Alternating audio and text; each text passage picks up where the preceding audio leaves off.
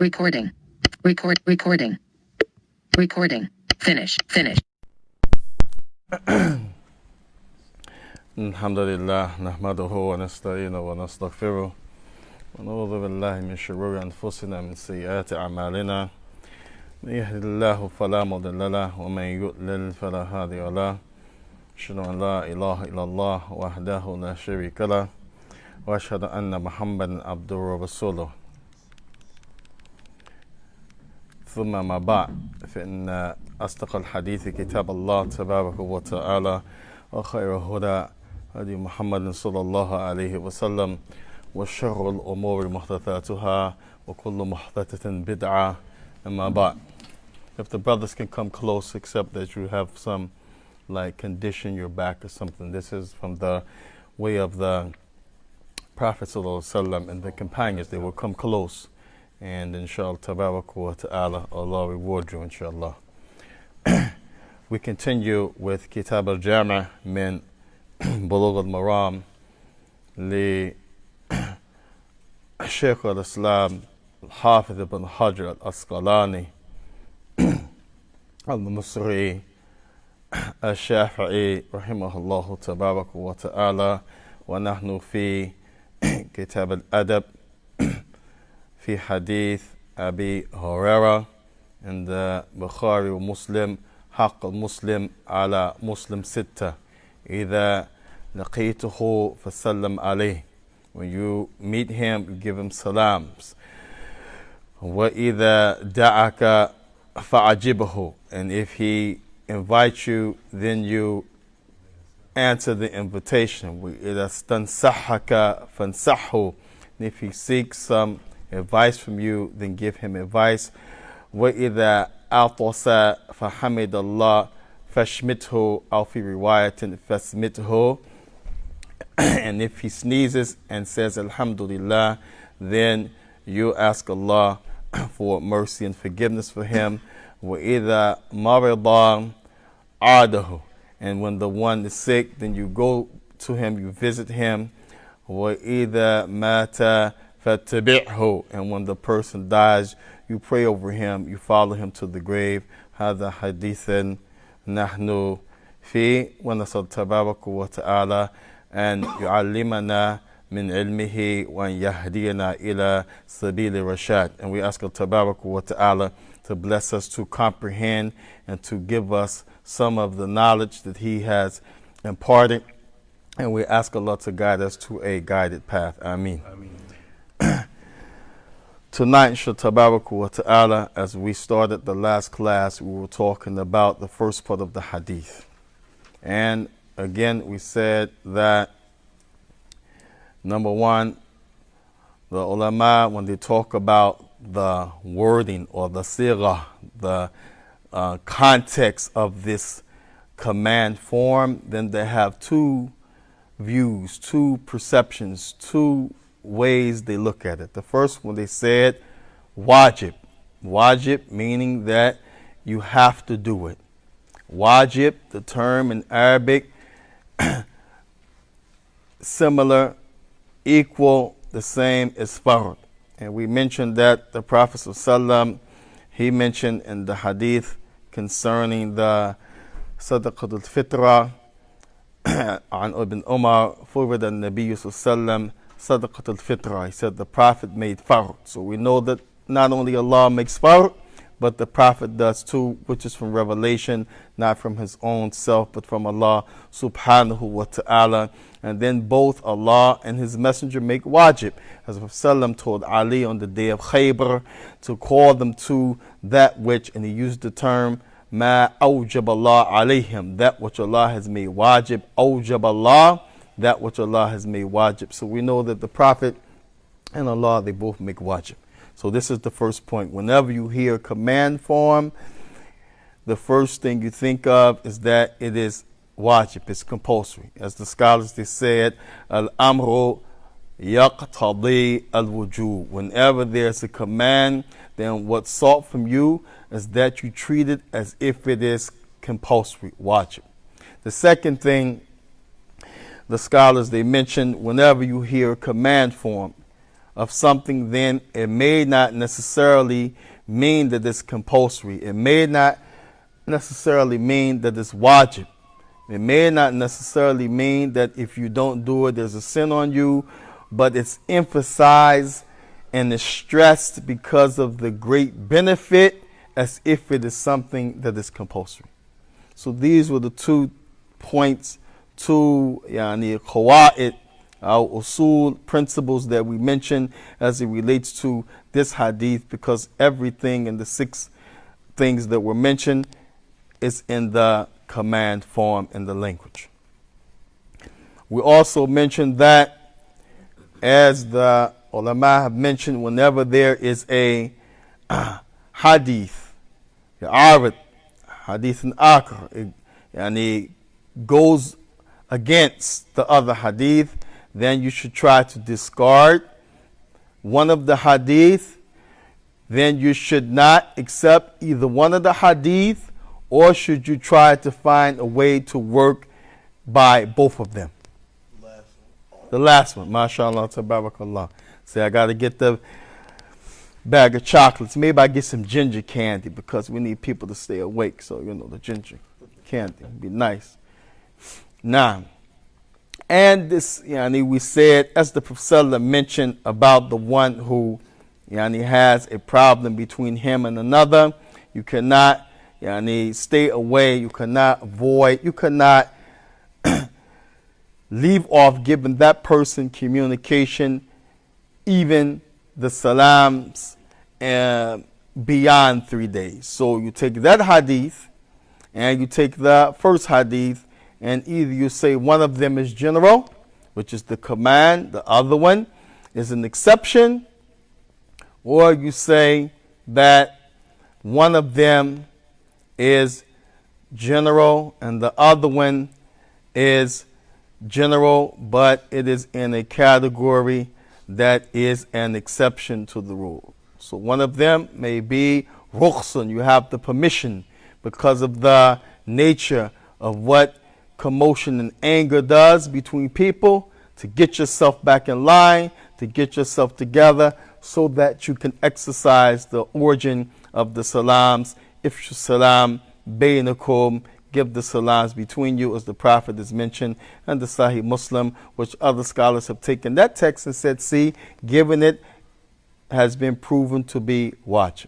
We also said, while there is a discussion about giving it, then there is no debate about returning it. And we mentioned this from the ayah of Al-Tabarak wa Ta'ala in Surah An-Nisa, إِذَا حَيِّيتُمْ بِتَحِيَّةٍ فَحَيُّوا بِأَحْسَنِهَا أَوْ رُدُّوهَا. Naam, that when you are greeted with a greeting, then you give a better greeting, or you return the equal or like that which you have been given. So now, if you take that, then we said that it is clear if someone gives you the salams and that person is not a Muslim, then according to that ayah of Al-Tabarak wa Ta'ala, you give it back. And we said that some people have said the way to give it back is to say alaykum, as in the hadith of the Prophet, wa alaykum, as in the hadith of the Prophet, when the Jews said, Samu alaykum, death be unto you. Others have said that is for that particular occasion alone, and the ayah is to be understood the way the companions, as is mentioned by Abdullah ibn Abbas and others in authentic narrations in the tafsir of Ibn Kathir and others, that when the people of the book, the people who are Jews and Christians, will say Salamu alaikum, the companions will say wa alaikum salam back to them, following the ayat of Allah subhanahu wa ta'ala. So this is where we left off the last class.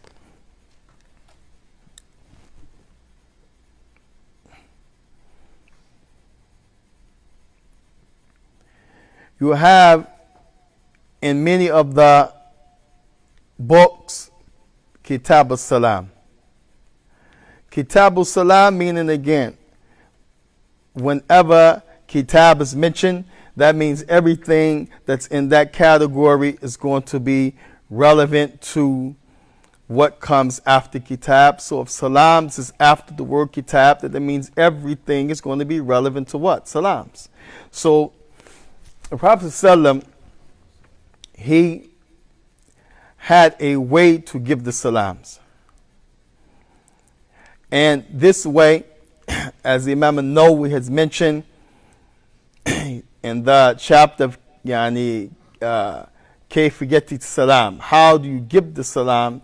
Then many scholars said it is recommended to give the salams in this fashion. The man, he came to the Prophet sallallahu alaihi wasallam,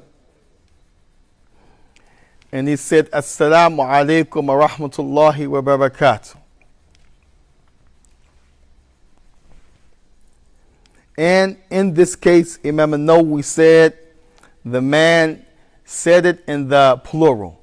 So, for example, if it's you and one person, and you are a male and they are a male, then you use ka, which means you in English, salam alayka. Many people don't know or understand that. So if someone does that, people who are used to hearing salam alaykum look at you strange, like, what's that? But you're talking about the pronoun ka for you, masculine, singular, ki for you, feminine, singular, who, you hear radiyallahu anhu all the time. Who meaning he, radiyallahu anha, like ha is for her, radiyallahu anhum, whom is for them, like this. So if a person is 101, if I walk into the room and I see Abdurrahman, I can say Salamu alayka. I don't have to say Salamu alaykum, because ka means you. Ka means you. And if a person was to walk into the room with his wife or his daughter or his mother or his aunt and they're Muslim, he can say Salamu alayki, like the key that you turn when you put in your door. Ki is for you, feminine. Ka is for you, masculine.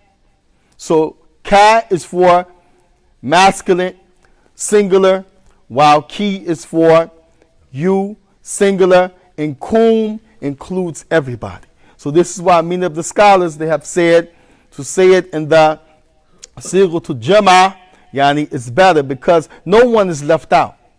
It's a rich way of speaking. So even though it's me and Abdul Qabid, I can say Salaam alaikum. Somebody will say, well, why'd you say it in the plural? It's only you and him, because it's richer in the language. It's stronger in meaning.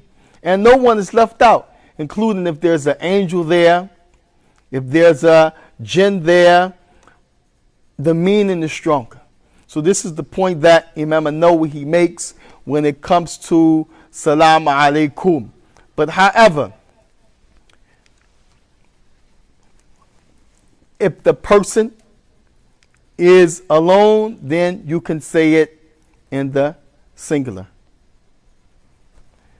A man came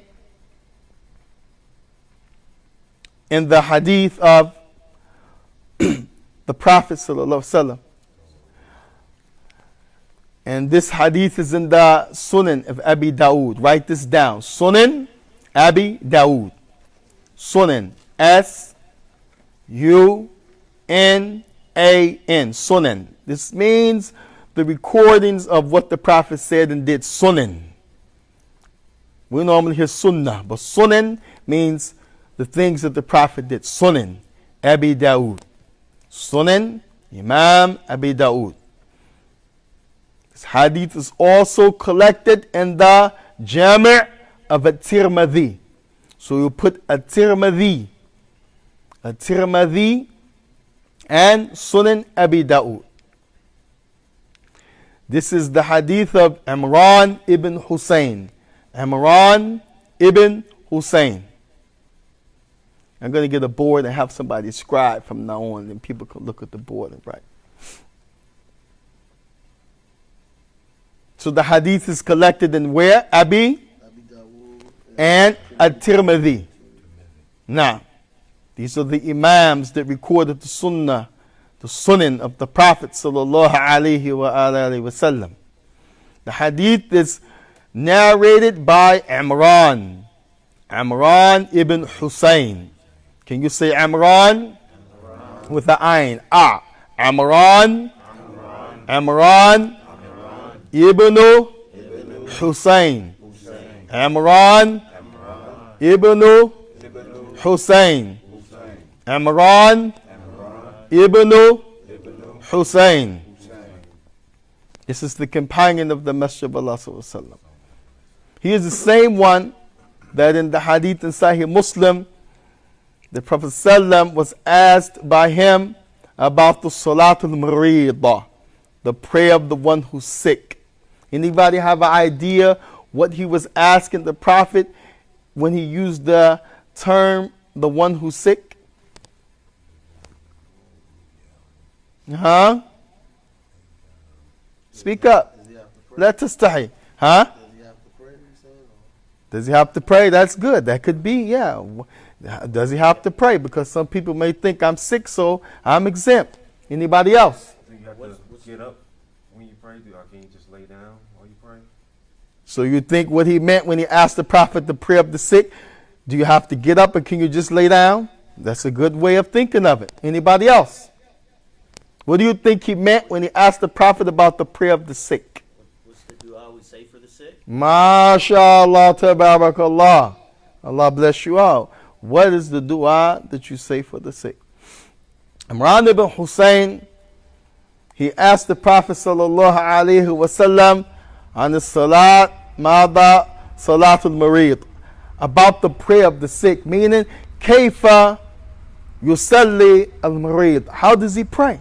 And the explanation, they said, kana marid bimada bawasir, bawasir. Bawasir in Arabic means hemorrhoids.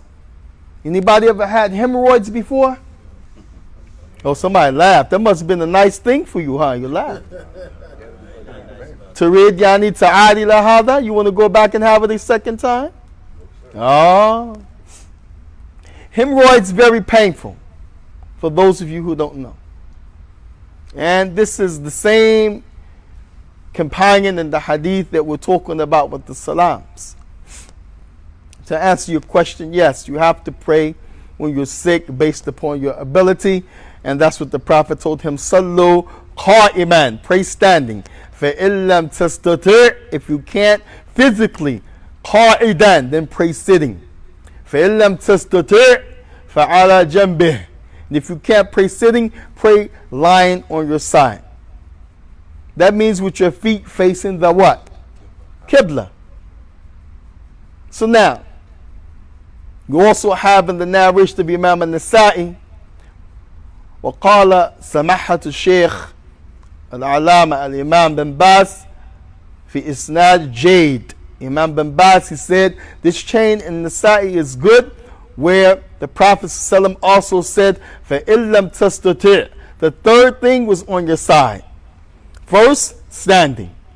You can't stand, too much pain, don't put yourself through it. Sit. You can't pray sitting, it's aggravating, too much pain, it hurts. Lay down on your what? Side. On your side. Jambi means side. On your right side, the ulama, they describe this, on the right side. And then in the narration in An-Nasa'i, the Prophet ﷺ said, فَإِلَّمْ تَسْتَطِعْ فَالْمُسْتَلْقِيًا عَلَى ظَهْرِ. Then if you can't pray, lying on your side, because guess what? Somebody's side might be messed up. And the Prophet ﷺ said, if you can't do that, then lay flat on your back. With your feet in the air. With your feet behind you. With your feet facing what? The Qibla. Hakada. So for all of those people in the countries that if you're sitting with your feet facing the Qibla and they hit your foot with the stick, because they feel this is disrespect. How can you have the very thing that you walk on the earth facing the direction of sujood, the direction of qiyam, the direction of the salah, the Qibla? Well, in this hadith, Prophet ﷺ commanded even the one who's sick, who's not able to stand, to put his feet in that direction. This is the rule, and Allah subhanahu wa ta'ala said, وَحَيْثُمَا كُنْتُمْ فَوَلُّوا وَجُوهَكُمْ شَطْرَهُ. Wherever you may be, have to face in that direction, in that area of, and this includes your whole body. And if you have an exception to the rule, then what you must face, yani, is your feet with the rest of your body lying on your side or flat on your back. As for all of those hadith, and then we'll get back to the hadith of Mughira ibn Shu'bah, Imran Sakfurullah ibn Hussein, as it relates to the salam. As for the hadith of praying by blinking the eyes. Anybody ever heard of that narration? If you can't move, some people have narrated in their books, Salat bil Ain, pray by your eyes. That means if I'm bedridden, I can't move, but I'm conscious, and my eyes, I'm able to blink, then this is my takbirah to ihram, one blink. Then this is my al-Fatiha. Because remember, I can't speak, I can't move, but I'm coherent. I can, realize what's going on in my mind, in my heart, my decision. Then this is my ruku'ah. This is my raising. That hadith is mawdu'ah, fabricated on the Prophet ﷺ. So there's no such thing as salah bil ayn, praying by the blink of the eyes. Rather, you pray by your niyyah. By your niyyah. And that's what the Prophet ﷺ told the man who was Imran ibn Hussein, based upon your ability, your attention, you pray, mada, standing, if you're not able to, sitting, and if not, then on your side, and if not on your side, then you pray lying flat on your back. Nah. Eyes are no good, you said. Huh? You said the eyes, that's fabricated. Prophet ﷺ did not say that, and you'll find it in the books of the people, but it is not authentically reported on the Prophet sallallahu alaihi wasallam. Tayyib. So Imran ibn Hussein, he said, Ja'a rajulun ila nabiyyu sallallahu alaihi wasallam. A man came to the Prophet. So this shows you what? That people used to come and visit and go and see who? The Prophet. This is how you understand, this is how you gain fiqh of the hadith. Because sometimes we sit and listen and we don't understand a thing. If he said a man went or came to the Prophet, that means people used to go visit what? People used to go see what? Yeah.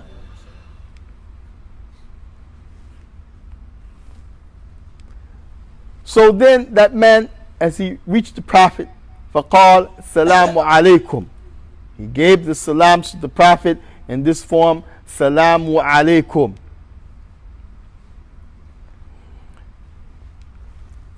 So that man, the Prophet ﷺ, the hadith said, Radda alayh. The Prophet gave it back to him. So what do you see in this narration? The man said, Salamu alaykum. And the hadith, Imran ibn Hussein, he's witnessing this. So he's telling the story. He said, Faradda alayhi. The Prophet gave it back. What comes to mind that we already mentioned? The Quran. Allah mentioned what? If you're greeted with a greeting, do what? That's right. You see the way the Prophet ﷺ looked and viewed the Quran. Not as something that, like us, we put on the shelf or we read it but we don't practice it. You actually see the Prophet practicing the ayah. That's why Aisha called him, when they asked, they asked about his character, she said, khuluquhu Qur'ana. His disposition and things that he did was as if he was the Quran in person. Ka'annahu Quran mashi. As some ulama said, this means as if he was the walking Quran. Meaning the Prophet actually emulated the words of Allah. You have, in school, you have theory, and then you have what? You have theory, and you have what begins with an L. Lab, application, right? Don't just sit in the class and read the book. You have to do what? Homework, class participation. So, Yeah, that's true. So this is a perfect example. The Prophet ﷺ returned the salam to the man. So the Prophet ﷺ told that man, alayhi salatu wasalam, as it relates to the reward, he said ashra. Ashra means 10. So that means for simply saying with the true intention of giving salams, understanding the salams to a Muslim, you get how many reward? 10. Subhanallah. For one statement to your brother, for one statement to your sister, for one statement to the believers, you get 10, and that is Salamu Alaikum. Then another man came. That man, he added, Wa Rahmatullah. Sometimes you hear the people say, Wa Rahman to Allah. La. Mush Rahman to Allah. It's Rahmatullah. Tullah. Can you say Tullah? Tullah. Tullah. Tullah. Tullah. Tullah. Not la. La. Tullah. La. La. Tullah. Not la. Tullah. Put your tongue on the bottom of your teeth. La. Rahma. Rahma. I want to hear that high like when we said, when we mentioned Ibn Hajar's name, Ahmed. Rahma. Rahma. No, Rahma. At the end is ha. Rahma. Rahma. Now if you take that last letter and connect it, it becomes Rahmatullah. If you stop on it, it's as if you're saying what we would say a H, ha. But when you keep going, you have to as if it is a T. So Rahma really is Rahmatu. You're adding to Allah, to Allahi. Rahmatullah. Drag your tongue to Allahi. To Allahi. Rahmatullahi. Everybody. Rahmatullahi. Rahmatullahi. Rahmatullahi. Tfaddal. Rahmatullahi. Rahmatullahi. Rahmatullahi. Tullahi. Tullahi. Tullahi. Tullahi. Rahmatullahi. Rahmatullahi. Tullahi. Tullahi. Don't say to Allah. Tullahi. Tullahi. Rahma. Rahma. Rahma. Rahma. Tullahi. Tullahi. Very good. MashaAllah. Next. Rahmatullahi. Again. Rahmatullahi. Barakallahu fikum. Next. Rahmatullahi. Allahu Akbar. Next. Rahmatullahi. Next. Rahmatullahi. Next. Rahmatullahi. Next. No more. Wallaha. Ashra Hasanat. You don't want her to have 10 Hasanat? Rahmatullahi. Aywa. Barakallahu fik. So this is important because, again, you could say my intention, Allah knows my heart. I need this, I need nutq is very important. You're saying Allah's name. You want Ashra Hasanat. You know, the boss tell you at work, if you do this, you're going to get time and a half. You do that work and then the boss give you regular time, you're going to be upset. But guess what? If you don't do the work right, the boss ain't going to give you time and a half. You sleeping, the boss can give you time and a half. He'll send you home. So you want this reward, you got to put an effort. You have to, love it. And if you love it, then you'll go after it. And if you go after it, then you'll get 10 reward. So the second man, when he said, Wa Rahmatullahi, Allah's messenger said for him, Ishrun. He gets 20 rewards. So the first one, Assalamu alaikum, Ashra, 10 reward. If you add to Assalamu alaikum wa rahmatullahi, you get 10 more, which is 20. Then another man came and said, Assalamu alaikum wa rahmatullahi wa barakatuh. And the Prophet said for him, 30. Wa rahmatullahi wa barakatuh.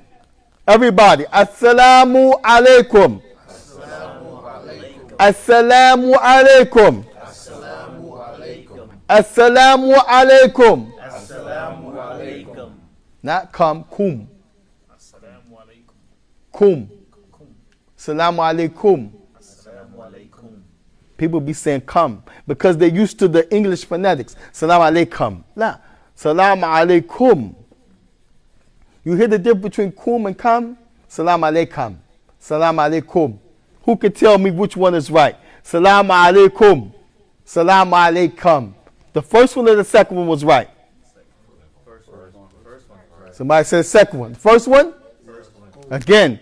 Salam alaikum. Salam alaikum. Which one was wrong? First one. Aywa. Cool. Now, so this hadith shows you how to give the salams. If you want 10 reward, salam alaikum. It's no sin on you if you stop there. If you want 20, wa rahmatullahi. Don't say wa rahman. La. Wa rahmatullahi. If you want 20. If you want all 30, assalamu alaikum wa rahmatullahi wa barakatuh, which is 30. And this is the hadith of Imran ibn Hussein. This hadith is in the Sunan of Abi Dawood and the Jaami of Imam at-Tirmidhi. So where is the hadith collected? In Abi Dawood and who is the companion that narrated? Imran ibn Hussein. Now,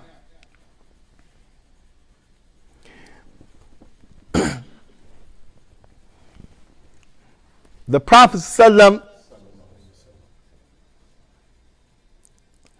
once was with Aisha.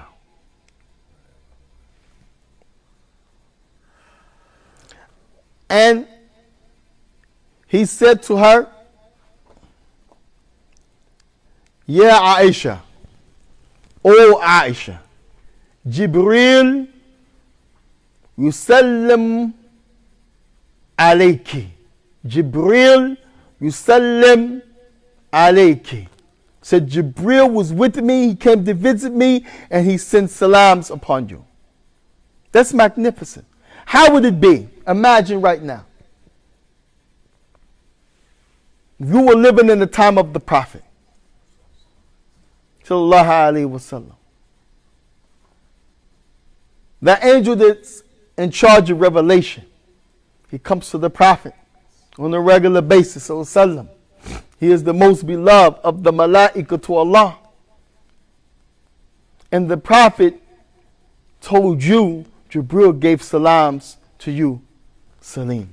Jibril gave salams to you, Abdullah. Jibril sends his salams upon you, you, and so and so. How would that make you feel? That's azim. And that shows you are what?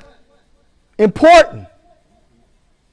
And then Allah subhanahu wa ta'ala loves you because there's no way Jibril can love you except Allah, He loves you. So although all of the Muslims are beloved to Allah, this is a special thing that He told the Prophet ﷺ to give the salams to Aisha. And Aisha, she said, Wa alayhi salam wa rahmatullahi wa barakatuh. Wa alayhi. What does it show you? This is one of the proofs that there's different ways to say the salam. In the first person, Salamu alaikum. Someone saying it back to you, the second person, Wa alaikumus salam.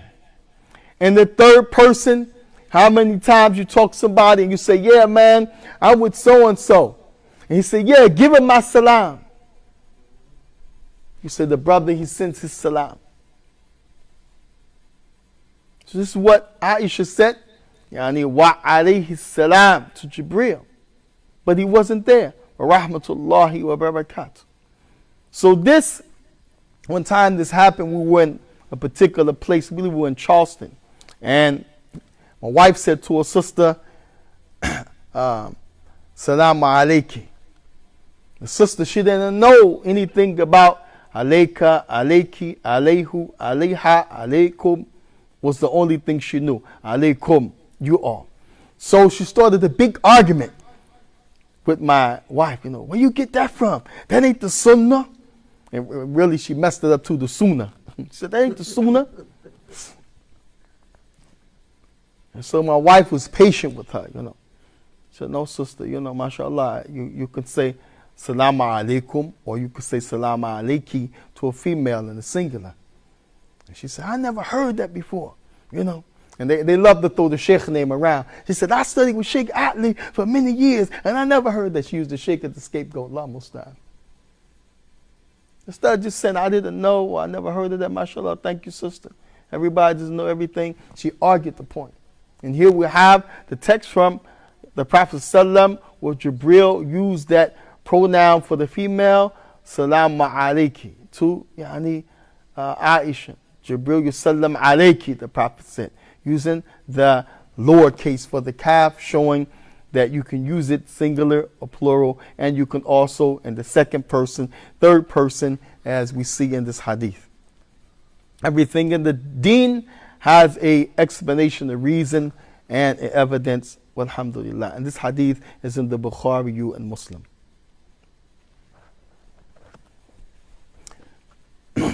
Also, you have the hadith of the Prophet alayhi salatu wassalam, an Anas radiallahu anhu.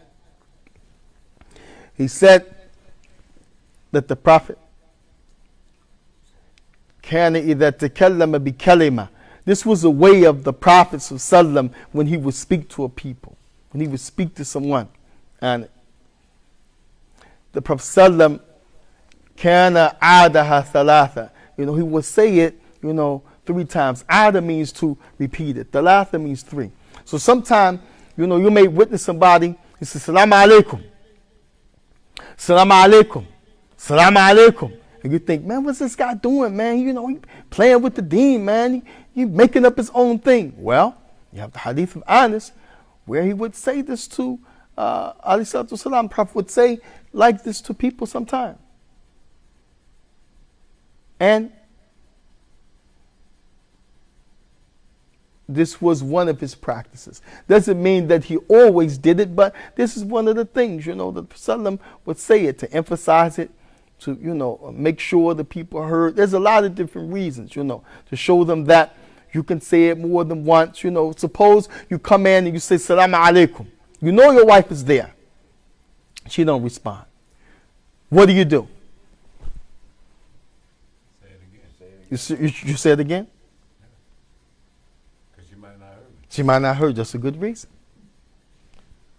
What do? You come in and you give salams. Your wife is there. There's no TV on, no radio, no Quran, nothing playing. House very quiet. You're loud like me. Salaam alaikum. I'm loud even when I try to whisper. Allah Mustaan. She doesn't say anything. What do? You awake? You awake? MashaAllah. That's a good one. But there's no harm if you say it the second time, right? Because maybe she didn't hear you. The second time she might say what? Might give salams back. Wa alaikum salam. Don't go on and say, did you hear me give you salams? Subhanallah. See, sister, you're not following the sunnah. You have some people, they're extreme like that. Give her time. Maybe she had the earbuds in her ear. She was in her ears, doing something. Maybe you didn't say it loud as you thought. She didn't hear you. Maybe the water was running in the bathroom, the door shut. You didn't hear that, but she's in the bathroom. Maybe the second time the water's off, she hears you, then she answers. Don't say, I said it twice, and you didn't ask me to the third time. What's the matter? You got an attitude? You got a problem? No. La bas. If you say it twice, if you say it 3 times, alhamdulillah. And this is the hadith of Anas, and it is in the Sahih of Imam al-Bukhari.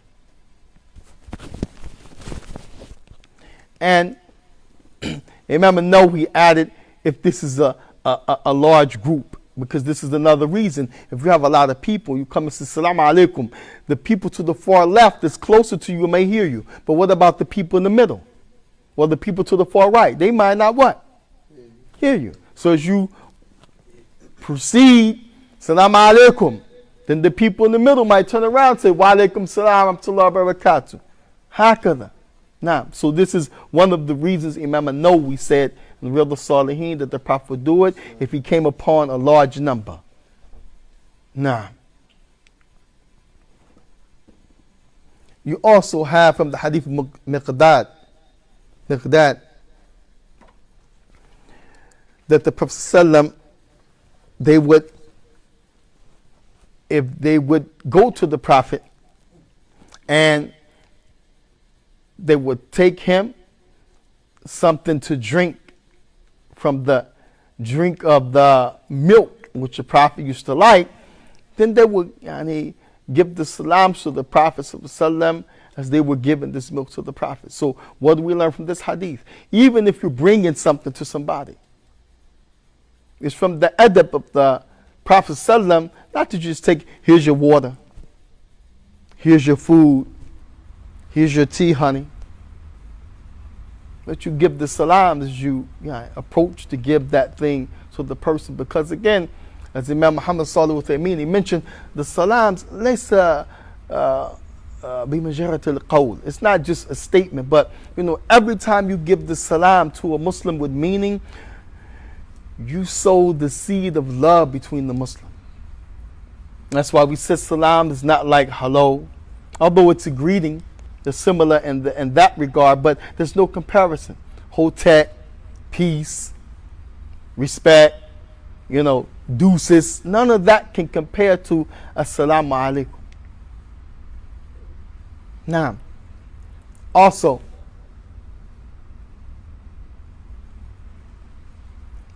and the Prophet ﷺ would give the salams back to those people who gave him the salam when they came to give the milk and the hadith of Miqdad. So, if someone comes to give you salam alaikum and give you something to say, okay, thank you, say, wa alaikum salam. Or you could say, what? Wa alaikum salam.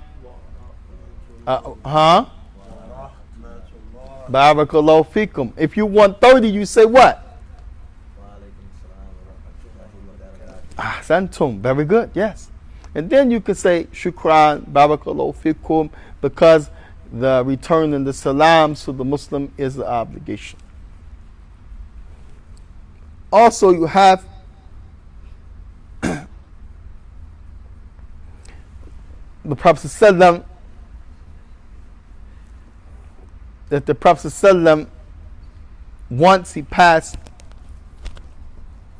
by the masjid, and to show you that the Prophet would go by the masjid. He wouldn't just sit in the masjid like some people think. I heard some brothers say, Akhi, I don't want to work because it's too much fitna. I'm a talib al-ilm. And he sit in the masjid all day. All day. From 8 in the morning, after Fajr to Dhuhr, he take a nap, he pray Dhuhr, he's in the masjid until Asr. And then from Asr to Maghrib, somebody might say, MashaAllah. But the brother didn't work. He had a wife, wala hawla wala quwwata illa billah. And she was the as we say, the breadwinner. Allah subhanahu wa ta'ala said, Rijalu qawwamuna ala nisa. He didn't say anisa, qawwamina ala rijal, that the women, they take care of the men. La, it's the opposite. But the brother felt it's too much fitna outside. Women, they nude, naked, that he just stay in the masjid.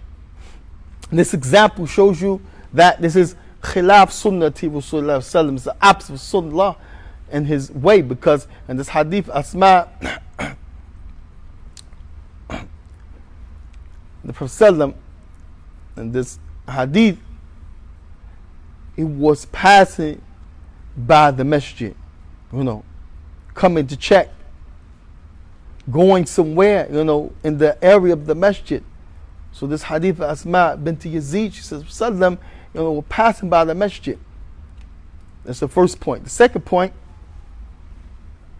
Rallahu anha, she mentioned this for a reason.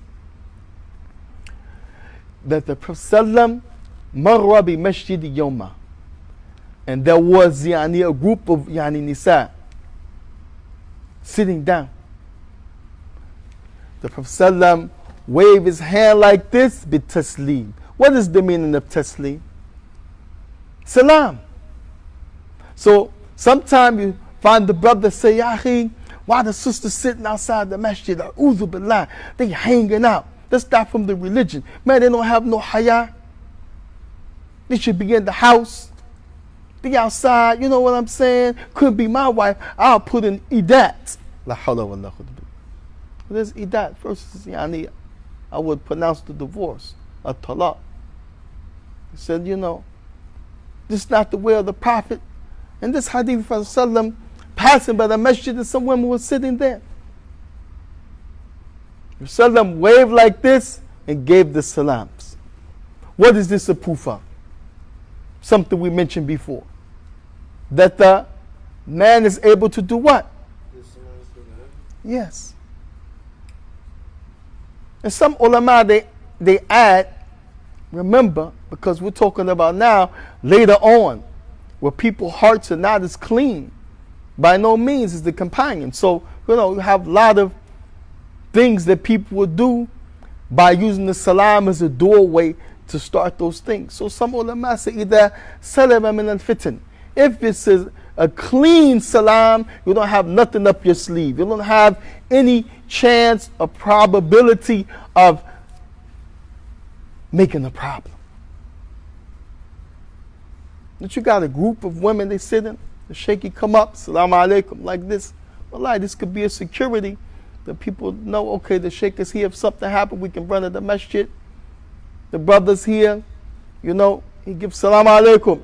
Like this, it could be letting people know, you know, that they see them, you know, vigil, you know. A lot of reasons. But the point is that from this, we learn three things. One, women used to narrate the actions of the Prophet ﷺ, like in the hadith Asma bint Yazid.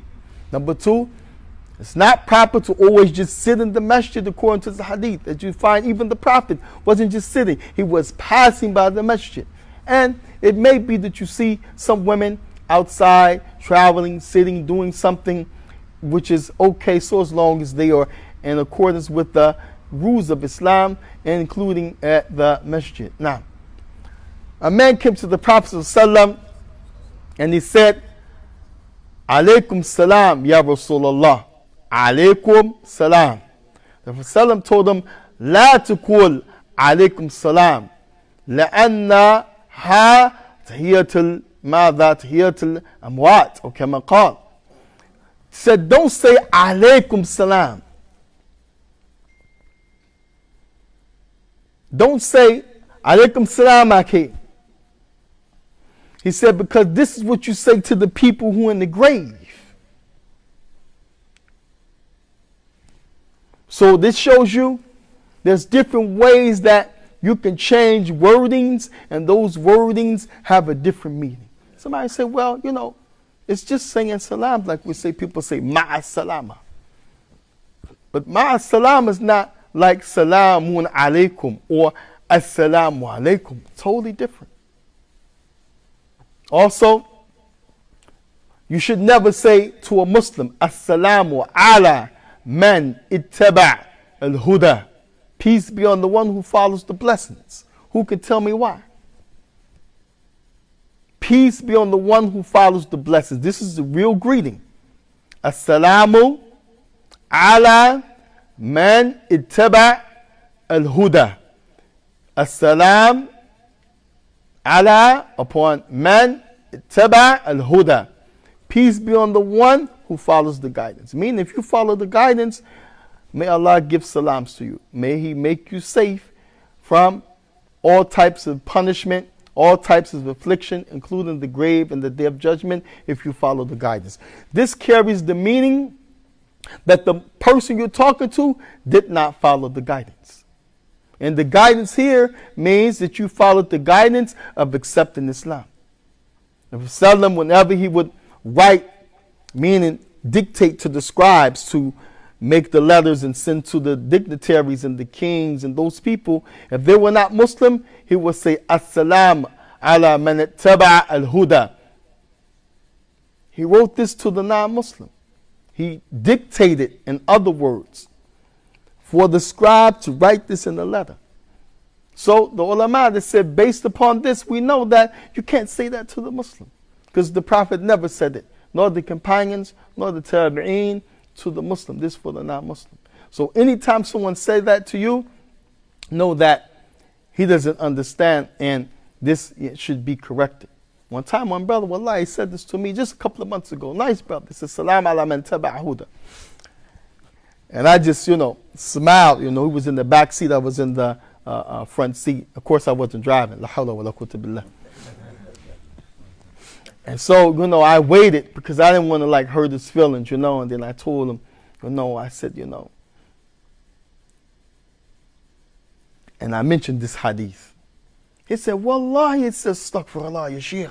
I didn't know that. So he told me 2-3 days later, he went and researched it. He said, you're right. Subhanallah. So, this is important. Don't think I'm just telling you to say this, say that. No, this is education for you. It's also, something that will help you in your fiqh, your understanding of the religion, because all of these different ways, they have meanings, and they are that which the Prophet taught us in his sunnah, alayhi salatu wasalam. Also, you have, inshallah tabaraka wa ta'ala, and then we'll go to the next part of the hadith. What time is it? 8:01. Tayyib. Also, you have the issue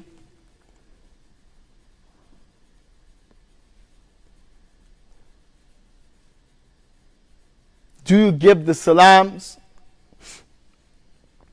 to a person who was an innovator? And this, wallahi, might take the rest of the time, especially if I get fired up, because there's a lot of evil tied to this. A lot of ignorance, a lot of, wallah musta'an, people not understanding or taking things out of context, following, something without proper knowledge. The first thing we will say is that, what is innovation?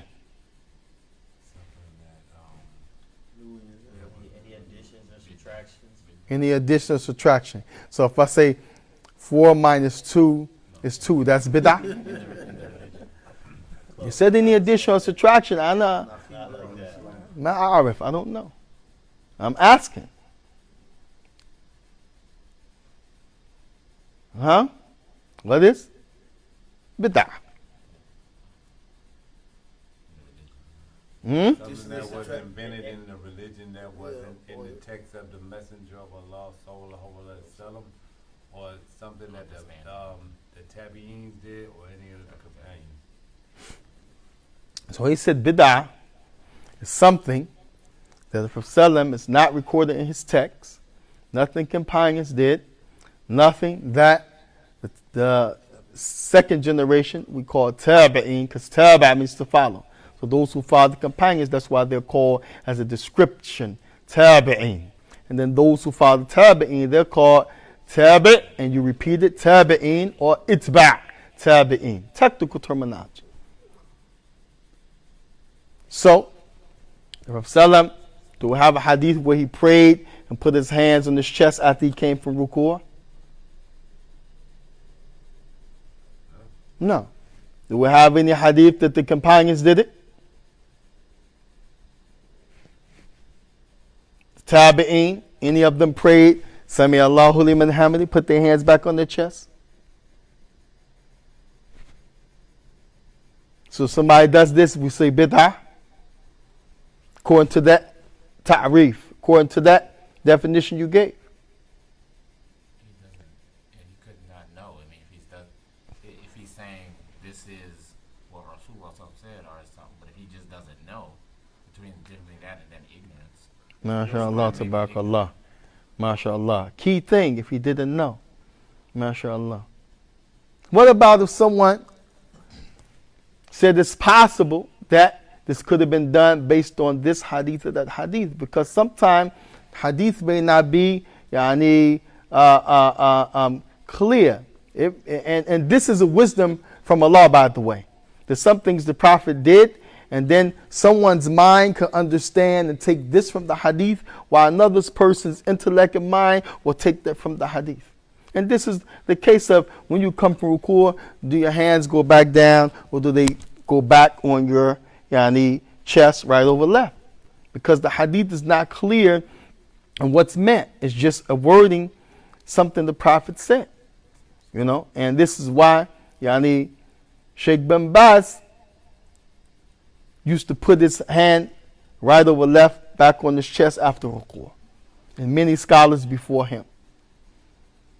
While Imam al-Albani, at one point, he said this is bid'ah.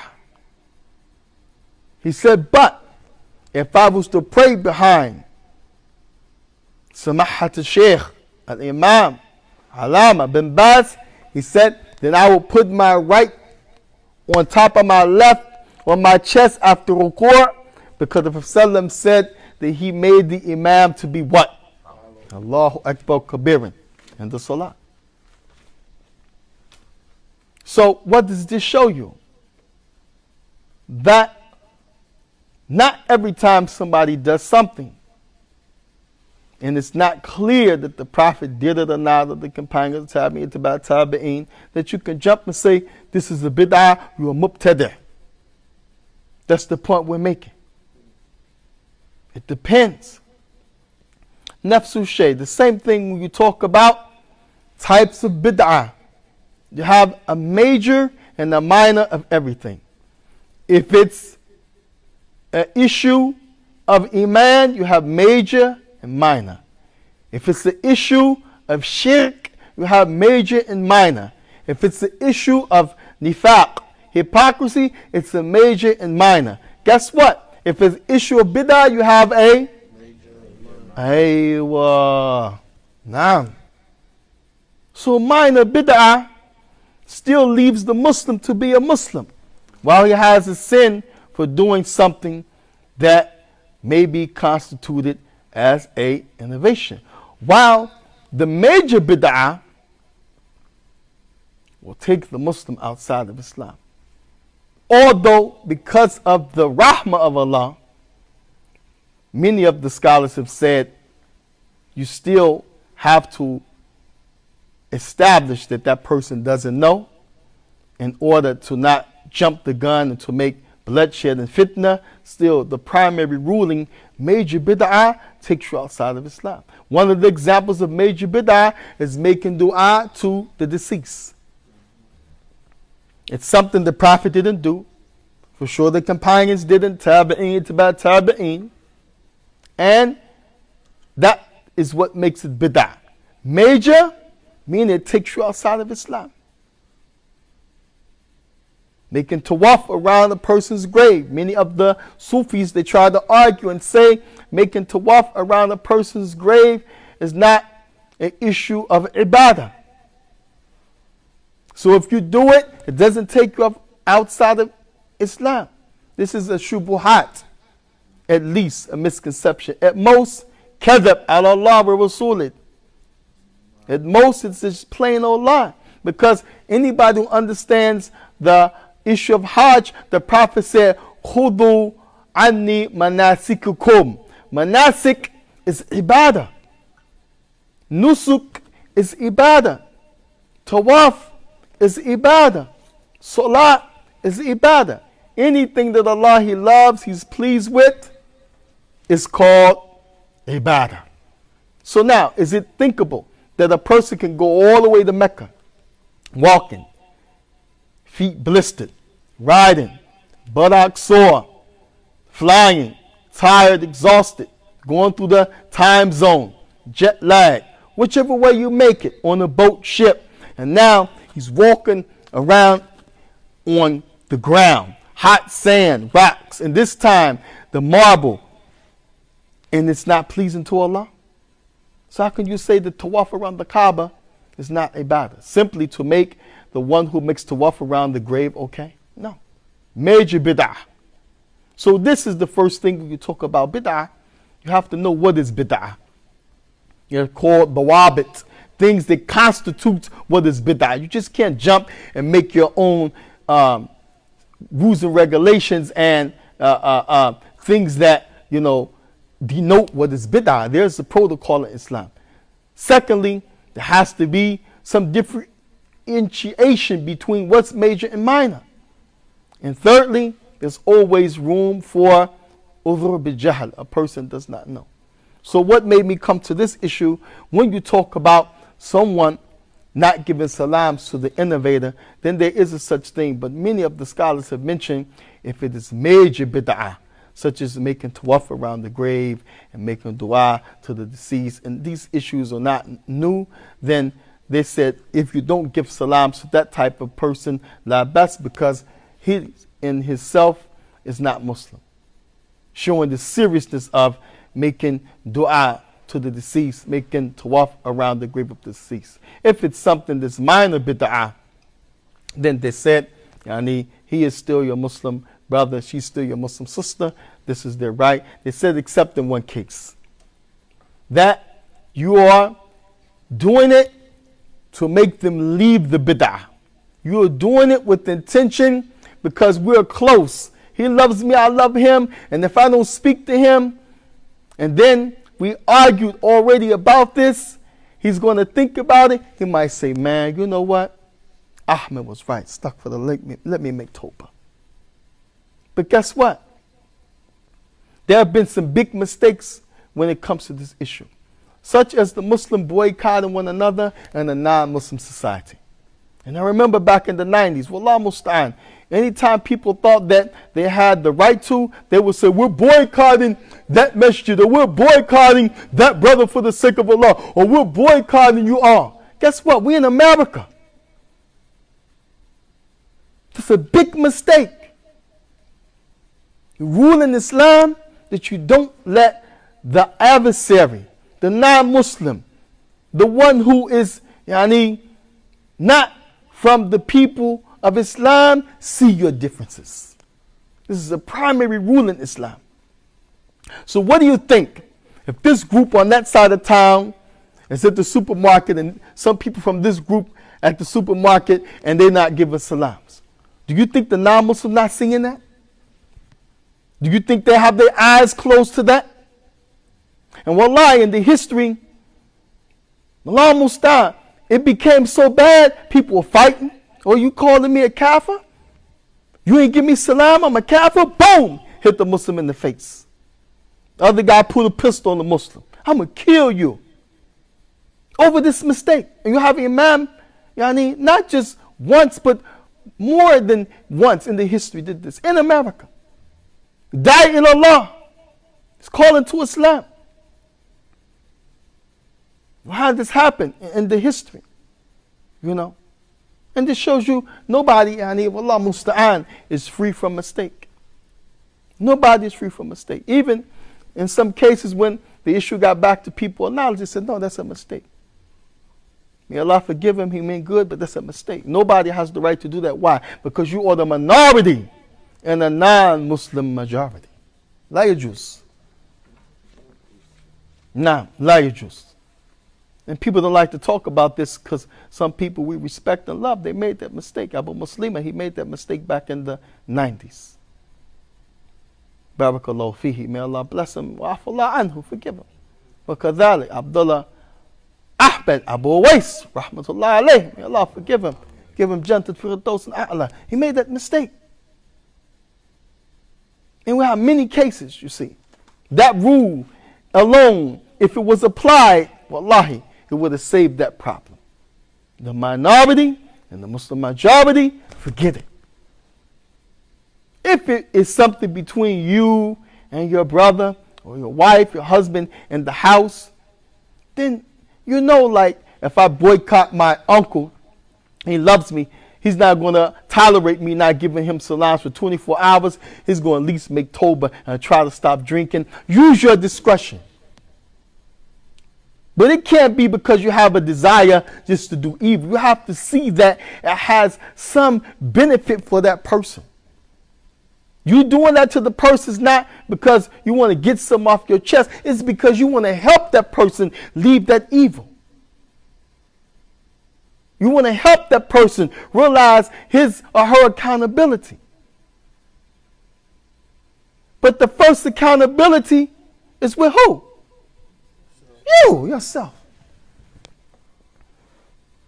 Now, So this, wallahi, normally we would have finished this hadith, but wallahi, Bab al-Salam, Bab al-Azim. The chapter, the issue of salam is magnificent. As you can see, look how much we got. This is the third class. Even on Sunday, we're supposed to do Bidat al-Mujtahid, but so much benefit from this. We stand with this until, inshallah, ta'ala, we finish the issue of the 6 rights of the Muslims. So this is where we lastly want to say also the issue of Alf Salam. This is something the people, they do Alf Salam. Yeah, this, meaning 1,000 salams. These are some like acts of innovation. Maybe it didn't reach here, or some people do it culturally, but when I was in Egypt, Alf Salam ya Habibi, 1,000 salams to you, my beloved, Again, the Salam didn't mention Alf Salam, it mentioned the Salam a certain way. So this just some benefit when we talk about the issue of the Salams, and we ask Allah subhanahu wa ta'ala for his help. Allahumma musta'an. Inshallah tabaraka wa ta'ala, that ends the issue of the salam. The next part of the hadith, وَإِذَا دَعَكَ فَأَجِبَهُ. If he invites you, then you answer. We'll take 5 minutes for that, and then we'll stop, inshallah tabaraka wa ta'ala. Imam Muhammad Salih al-Uthaymin rahimahullah ta'ala,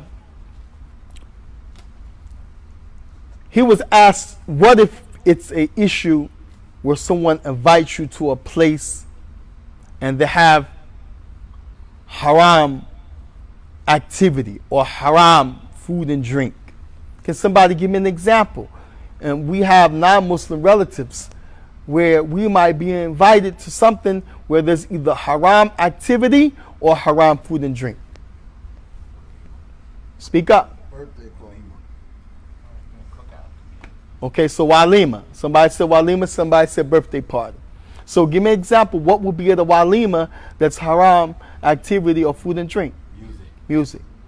No, akhi, this is halal Islamic music. Faddal. La mustan. Somebody said birthday party. What's at the birthday? What's wrong with the birthday, akhi? Don't you have a birthday? No. You don't? Yeah. Oh, okay. So what's wrong with the birthday, akhi? Don't you think you're being too strict? You don't celebrate birthday? But what's wrong with a birthday? That's your personal preference. Suppose I do. What's wrong with that? Huh? He didn't celebrate his birthday?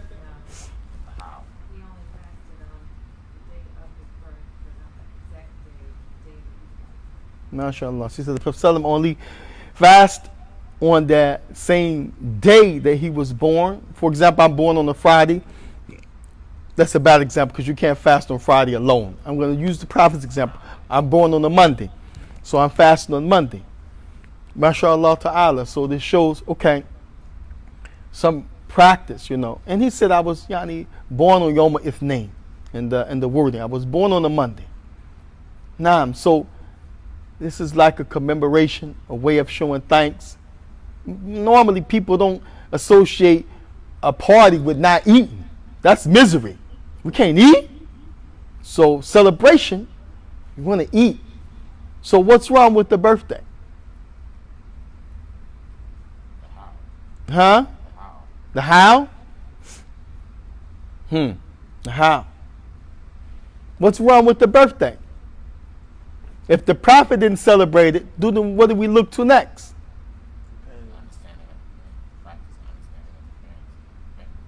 Companions. Did any companion, we know any of them did it? What about the second generation, Tabi'een? What about the third?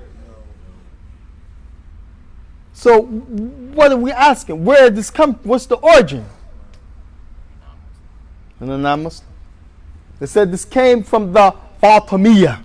Fatimiyya, or a group of people that they normally put them in the category of the Shia, and that's a big topic, a big discussion, but these people are not, believe it or not, when you talk about Shia being Muslim, Allah musta'an. They are not from the people who are in the fold of Islam, Fatimiyya. They are kuffar. The ulama, they mention why, and this is the case of the Fatimiyya. They were in northern Africa. During that time, and the Muslims seen them doing the birthday of Isa, which they thought was the birthday, which they claim is the birthday of Isa alayhi salam. So they said, if they doing that for Isa, then we have more right to do that for our prophet. And so they started to drum in the street and parade. And to this day, the people claim this is showing love and respect to the Prophet sallallahu alaihi wasallam. Wallahu musta'an. The point is, when you talk about a invitation to something that has a haram environment or food and drink, then it is clearly prohibited to answer that. So according to this hadith, many people think that it's general. Family reunion, some type of birthday party, some type of, social gathering where there's, people sipping wine. You say, well, akhi, I don't drink. I'm just drinking some ginger ale, mashallah. But la yajuz, it's not permissible. It's not permissible. Except, wallah musta'an, in two cases. One, maybe you have no other reason except you have to go because there's some evil that you want to try to change. And Imam Muhammad sallallahu alaihi wasallam, he said, if that's the case, then you have an exception to go. But let's be true with ourselves. You go to the family reunion, you go to a Thanksgiving dinner, and you ain't changing nothing. You eat, cranberry sauce and turkey, and you eating the yams, and you having a great time. There's a problem between Aunt Catherine and Aunt Rosalind, and you claim you going to go and try to solve that issue because you're the favorite nephew, and you don't do nothing but fill your stomach and go to sleep. Take a plate home. And take 2 plates home. Allah musta'an. You go to the family reunion, they playing all type of music, the blues, this, that. Yeah, they doing it up. You say, well, I'm keeping family ties. La your juice. But if you really know that you're influential, they respect you, they're going to cut the music off and let you talk about your mother because the family reunion happens to be in commemoration of your mom who died. And you think for sure somebody may allow you 5 minutes, or they may change or think about something that they're doing that's wrong because of your speech, then Imam Muhammad sallallahu alaihi wasallam, he said it's wajib for you to go. Because tuzul al-munkar wajib. He said because to change, to bring down the barriers of something evil is an obligation if you can. As Salam, he said in Hadith Sahih Muslim, Man yara minkum munkran falyaghayrahu biyadih. Whosoever from amongst you sees an evil, and he can change it with his hand, and let him do so. فَإِلَّمْ تَسْتَطِعْ فَبِلِسَانِهِ. And if he can't, let him change it. Let them change it with their tongue. فَإِلَّمْ تَسْتَطِعْ فَبِقَلْبِهِ. And if he can't, then let him hate it in his heart. وَذَلِكَ أَضْعَفُ الْإِيمَانِ. This is the least that the Muslim should do. Hate something that's wrong in his heart. But don't say I'm hating in my heart and you sitting in there doing all type of haram and you're silent. La. Except that you go with the intention to do something to change that evil if you have the ability. So this is one of the benefits of if they invite you and he then accept the invitation. The origin of this hadith of the Prophet, when it comes to the invitation, was for walima. The Prophet mentioned the best walima is the walima, where the people are invited who are poor and rich, and the evil walima, the evil food, is where the rich have it and they don't invite anybody except the rich. And this is when the Prophet mentioned if they invite you, then you answer. Some of the ulama, they said if you don't have the ability, then you make dua for them. If you don't have the ability, something prevents you, it's too far, it's a hardship, you're sick, or you have something that's a higher priority than answering that invitation, then you excuse. And we ask Allah subhanahu wa ta'ala for his help and his mercy. Wallahu musta'an, wallahu ta'ala a'lam. any question, answers, comments, corrections, and questions.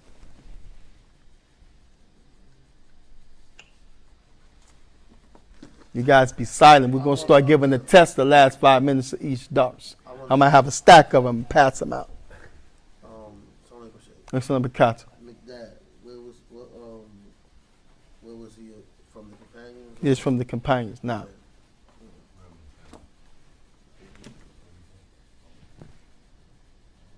So tell me give me, Yani, from the floor, 3 benefits that you benefit tonight from the topic of the salams from any area. We mentioned a lot of stuff. Give me 3 benefits. I never heard of something like Some you cat. said. Assalamu alaikum, you said? Yes, if you're talking to me, you can say that to me, That's my ma'am. first time hearing this tonight. MashaAllah, tabarakallah. It's a benefit, mashallah. And what would you say if it's just your daughter at home or you have 2 daughters? Salam alaikum. Nah. And if you have 2, you can say salam alaikuma. Kuma is 2. 2 females, 2 males, a male and a female, as long as it's dual, kuma. Aywa. Hakada. Give me another benefit and tell me how you will use what you learned tonight in your life. Allah yadifikum. Inshallah. So you're going to say salam alaikum, salam alaikum, salam alaikum 3 times. Huh? People going to say, what's wrong with him? He crazy. Somebody else give me a benefit that you learned from tonight and how you're going to use it in your life. You know, the differences, the understanding of differences between people. Mm-hmm. You have a big part of that, you know, not jumping to the conclusions immediately. 1, the person may be ignorant of it. 2, even if that's not the case, then, you know, you seek to maybe find out why the person's doing it. You try to find out you know, you don't just jump right to, oh, this person's clearly, you know, wrong or this or whatever. You have to do a little bit of some effort into some research. Yeah, you pump your brakes. That's the first thing. Shh, shh, shh, shh. Like you're in the bus. Pump that thing. Shh, shh, shh. Yes, take it easy. And what happens if someone exercises what they learned tonight and someone say, where you get that from? What would you do? Say, man, you don't know that? You ain't never heard that? Or how would you communicate with them? What's the best way? Go watch this class. He taping it. I'm just getting ready to say, I'm Shaikh going to taping show it. my tape. Shaikh taping it. Go back to the class. MashaAllah. Even if you don't remember, grab them by the hand and say, let me get your information. I can be fine. I can't remember the exact part, and then you share it with them later. MashaAllah. You still have to Alhamdulillah. walk off and just MashaAllah. You say you can send them. You don't have to do it in front of the people. You can send them Right. an email or a text later. like you say, you waited till it was a good time. You didn't. When you were in the car with people, you didn't want to embarrass the person. Yeah. Because they may not take it properly. Sometimes pride, even something we don't think we have, but we all do. Yeah, we all do. Sometimes depending upon who it's in front of. Like, let's say, like one time it was you might talk to somebody in front of their children. They might be your best friend, but they might hear it better from you when the children aren't around. Yeah. It's just judging the situation, like having tact in the situation. Yeah. Alhamdulillah. And it could also be a positive reinforcement too, because sometimes the children need to see how you deal with the person if it's good etiquettes. They need to see, how they should grow up and deal, with regards to situations. So it could be either or. Jazakumullah khair. Tayyib, inshallah tabarak wa ta'ala. Next class is on Sunday. And we'll finish the hadith, inshallah ta'ala. And then I will be traveling next week for 1 week. I'm going to New York for Dawah, Manhattan, and Middletown. And then Philadelphia, we'll have some wedding, family member getting married from my wife's side. So the class will be, inshallah, resume. Somebody have a calendar. You said Sunday gonna be This Sunday is the last class until let's see. 28th, you won't be there. The 28th I won't be here, and of course I'm going to come back that Thursday. So what's that Thursday? The 1st, August 1st. Time shall tabaraku wa ta'ala. Yeah, 7 o'clock. Bi'ithnillah tabaraku wa ta'ala. Jazakumullah khairan. So Sunday at 7. Bi'ithnillah tabaraku wa ta'ala. Make sure you bring your notebooks. وبارك الله فيكم. نسأل الله تبارك وتعالى يوفقنا بخير ويتقبل منا وأن يكتب لنا حسنات على ميزاننا يوم القيامة. We ask Allah to accept from us, give us a good deed, make it weighty on our scale on the day of judgment. وصلى الله وسلم وبارك على نبينا محمد وعلى آله وأصحابه وسلم تسليما كثيرا. سبحانك اللهم وبحمدك أشهد أن لا إله إلا أنت وأتوب إليك. بارك الله فيكم. Make sure you bring that bag of candy. Inshallah ta'ala. Sugar free, inshallah. Sugar free. Recording. Finish. Recording. Recording. Record. Finish.